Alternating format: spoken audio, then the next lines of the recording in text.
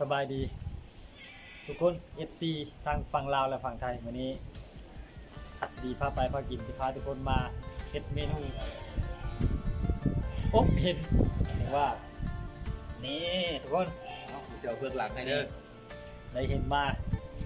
เห็นยังนี่เห็นป้าเห็นหน้าแวเนาะว่าประชาชนแถวนี้เพิ่นใส่กับดักแบบเพิ่นได้มาเมื่อเช้านี้ก็เลยซื้อเอาตัวละ 30,000ถึกๆทุกคนเลยบ่แพงหรือว่าประมาณ70 บาทติดตามไปนำกันว่าสิแซ่บหรือบ่แซ่บเนาะเมนูอบเห็ดหน้าแวะไปสมุนไพรเฮาก็มีสมุนไพรพื้นบ้านเนาะในเครื่องอบนี่ก็คันเฮ็ดบ่เป็นเลยข้าวขนาดทั้งข้าวทั้งปุ๋ยสาบต้องใส่หลายๆเนาะเครื่องอบเฮาอันนี้ก็ทีมงานเฮาเนาะมื้อนี้ดังไฟท่าแล้ว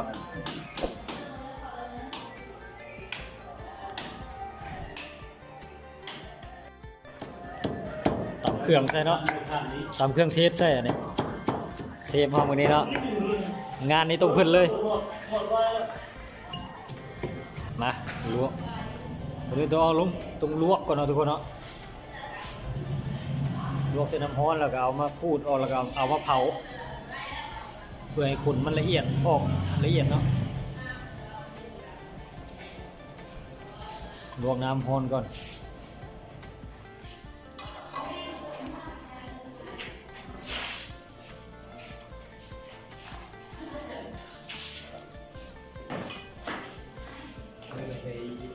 มันมากเลยบ่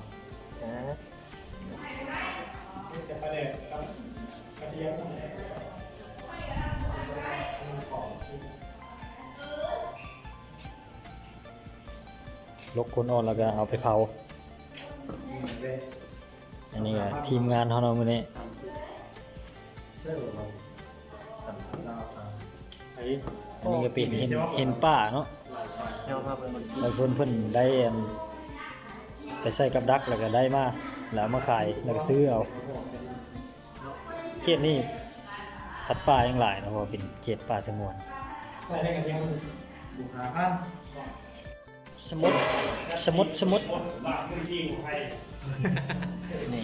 เราไทยไปเลยเนาะได้กล้วยแค่วันกันจานพอดีกล้วยหัวแล้วตัวจานพอไรจานแล้วเชียร์ทีมงานทำมานี่จบเลื่อน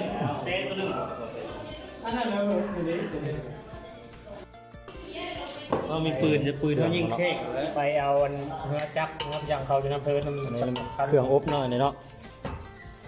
เตรียมการไว้แล้วพันทิ่ทับทิ่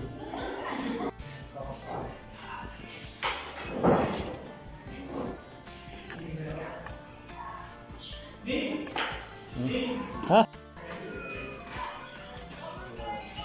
เซฟเพิ่นกำลังครัวเด้อทุกคนเด้อเครื่องใน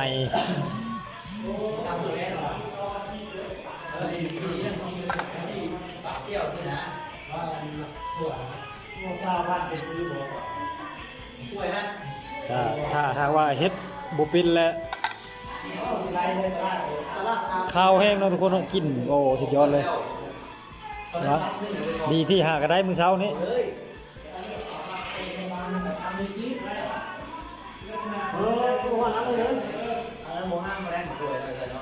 อะไรก็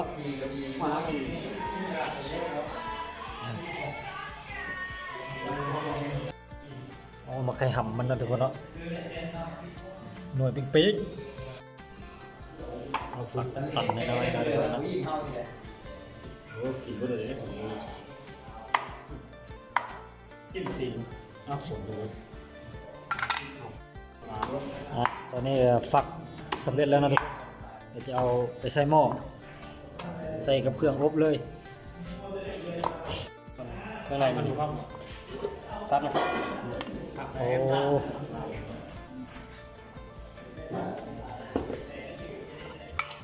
เซฟใหญ่เขาเนาะตอนนี้เนาะอันนี้ก็ขั้นตอนเอาใส่หม้อได้อันไหนได้ ตามกันได้ทุกคนนะเมนูอบเห็นเราของป้าหายากต้องที่ลาวเลย มีทุกรูปแบบ อาจจะอบอยู่ประมาณชั่วโมงหนึ่งหลังจากอบแล้วก็ตักใส่หม้อแล้วก็กินทุกคนเลย โอ้ตักใส่ถ้วยกันแล้วเนาะยังไปตักใส่หม้อคือหนูบ่ได้น้ำเลยครับเครื่องปรุงเขาก็มีผงชูรสหรือว่าแป้งนัวอันนี้ก็เกลือได้ทุกคนเลย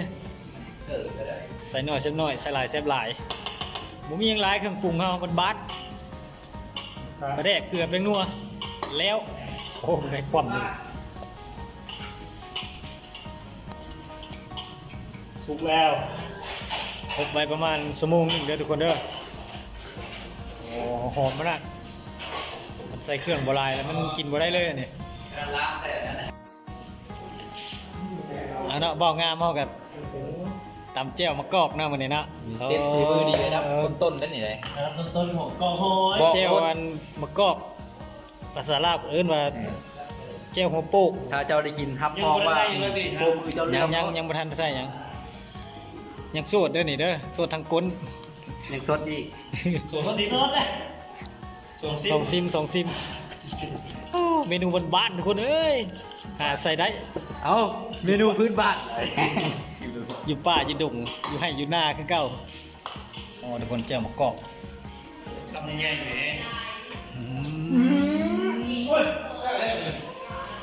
อันนี้ออเดิร์ฟอันนี้อันนี้ก็พอมีคนนักเส้นหมดแล้ว รวยไหมกระเพาะไม่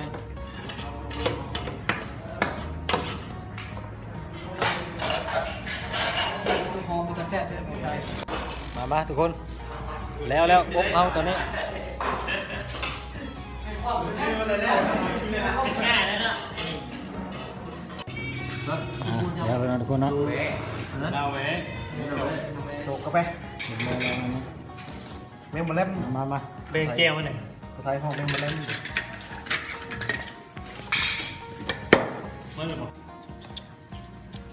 ไอ้พูดไม่ใช่เยอะไปยัดตัวมันเปิดไปใช่ประมาณร้อยเปล่าเน่าก็กัดก็ครับ